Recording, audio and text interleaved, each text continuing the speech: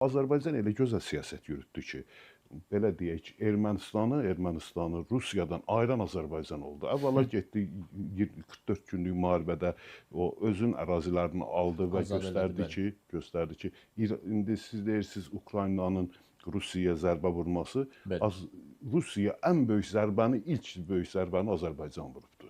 Azərbaycan Rus imperiyasının o alt-üst elibdi ona Qafqaz planlarını pozubdu, bəli.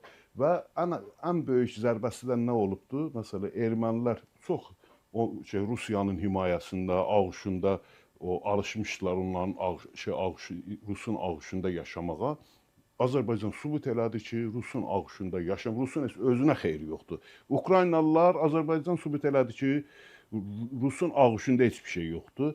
Ukraynanın böyük qələbəsi oldu ki, Ukraynada sübut elədi ki, Rusun heç özünə xeyri yoxdur. Nəinki sən onun ağuşuna sığınanlara. Yəni bunlar kompleks şəkildə biz elə bir sanki paslaşdıq. Biz bir tərəfdən sübut elədik ki, Rusun ağuşunda bir şey yoxdur. Bəli. Ukraynada sübut elədi ki, Rusun özü də bir şey deyil.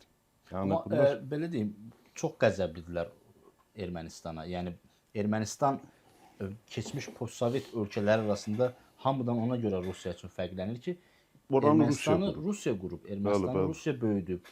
Onu açıq deyirlər. Himayə edib. Öz yaratdığını indi ona üzünə ağ olmağı kimi bir şeydir. Yəni uşağın öz valideyninə ağ olmağı kimi. Əslində heç bir millət xəyanəti bağışlamır, xəyanəti bəyənmir. Ermənilərin Rusiyaya o cür mövqe sərgiləməsi, Rusiyanı atıb gedib Avropanın ağuşuna sığınması bir xəyanətdir, həqiqətən xəyanətdir. İndi düzdür, Rusiya xəyanətin ən böyüyünə layiq ölkədir, o başqa söhbət. Amma ermənilərin də bu xislətində var. Həmişə kiməsə xəyanət edirlər.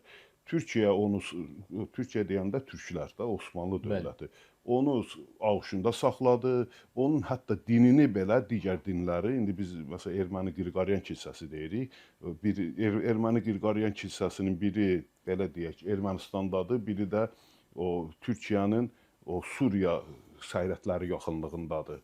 O deməli, görüm oranın adı nə idi, adı yadına düşəcək deyəcək. Yəni bu necə olur ki, bu boyda arada bu boyda coğrafi fərq var.